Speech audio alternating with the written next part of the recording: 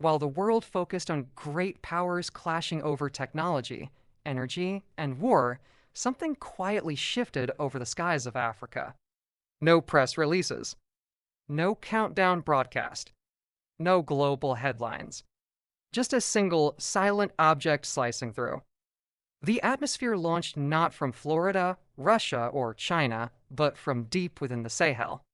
Its signal was barely a whisper, its trajectory nearly undetectable, and it belonged to Captain Ibrahim Traoré. They call it Project Horizon, a name now buried beneath misinformation, speculation, and denial. But for those who know, for the few who saw the traces before they were scrubbed from digital skies, the meaning is clear. Traoré did the unthinkable.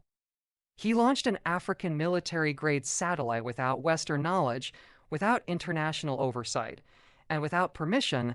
This is not just a story of metal and code. It is a story of sovereignty of a leader who understood that controlling the sky means controlling the ground.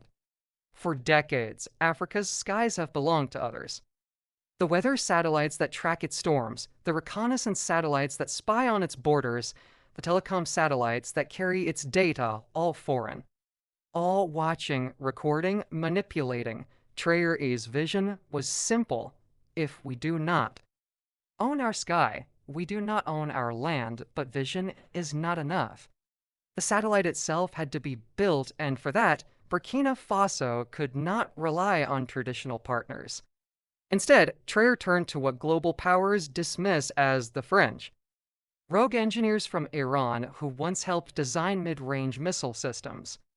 Retired scientists from Brazil's abandoned space program. Anonymous coders from South Asia. A cryptographer from Kazakhstan who disappeared 5 years ago and was presumed dead. Piece by piece, the satellite came together. It was compact, just 120 kilograms a cube, packed with military sensors, adaptive optics, infrared and thermal scanners, and most importantly, an autonomous defensive AI.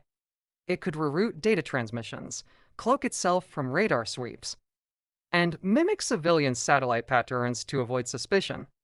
Every part was custom built or stolen.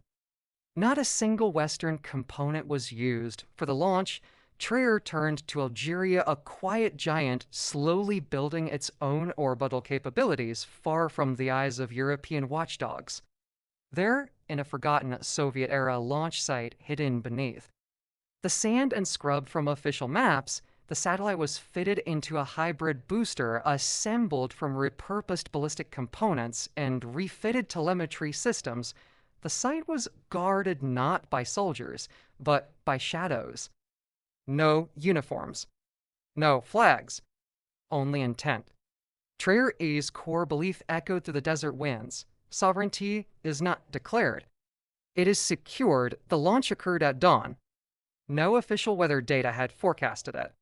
No international space agency was notified. And yet, in less than 13 minutes, Project Horizon achieved low Earth orbit. A new star blinked into existence silent, watching and unknown. For the first 24 hours, nothing happened. Or rather, nothing appeared to. But in control rooms across Washington, London, and Paris, confusion sparked. A new signal had been detected looping across the Sahel.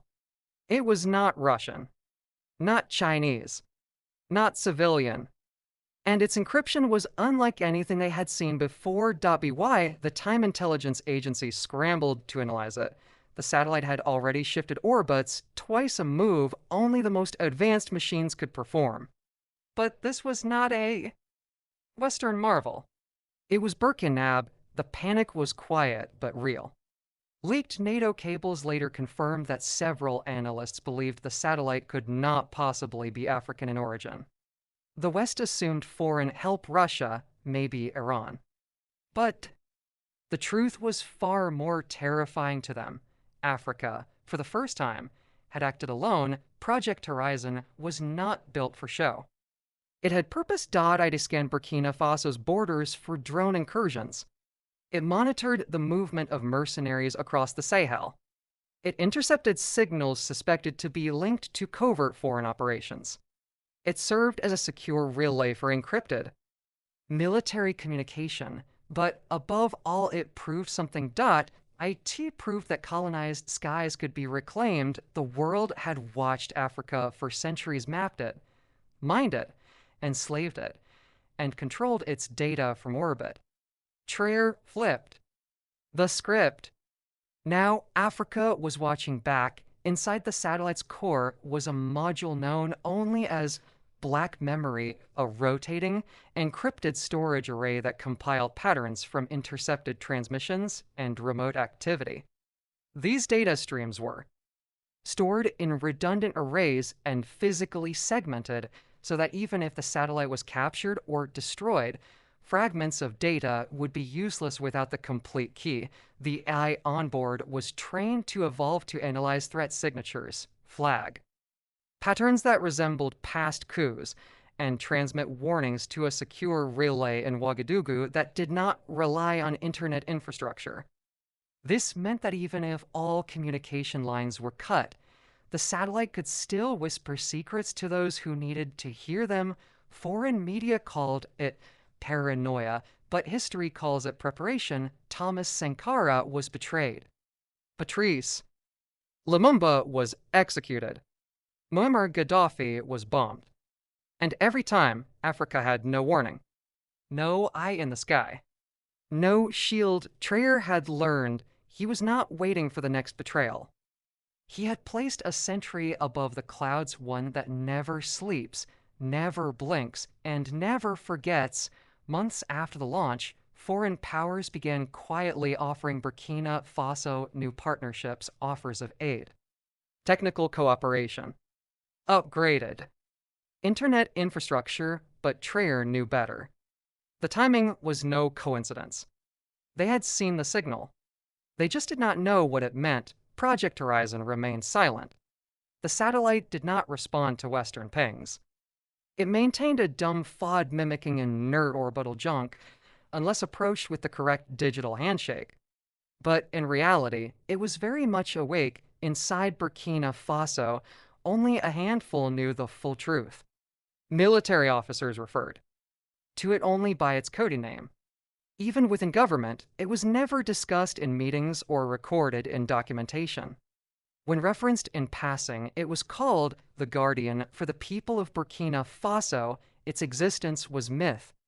For foreign agents, it was a ghost, but in the Sahel, where empires once marched and now monitor, there was a new kind of defense. One that does not wear boots. One that leaves no footprint. One that stares back from the stars. Traore had not just launched a satellite. He had launched a new era, and in doing so, he asked a question the world could no longer ignore. If a small, landlocked African nation could reach space in silence, what else might it do? Because the sky, once colonized by others, now had a rebel of its own. And it was watching.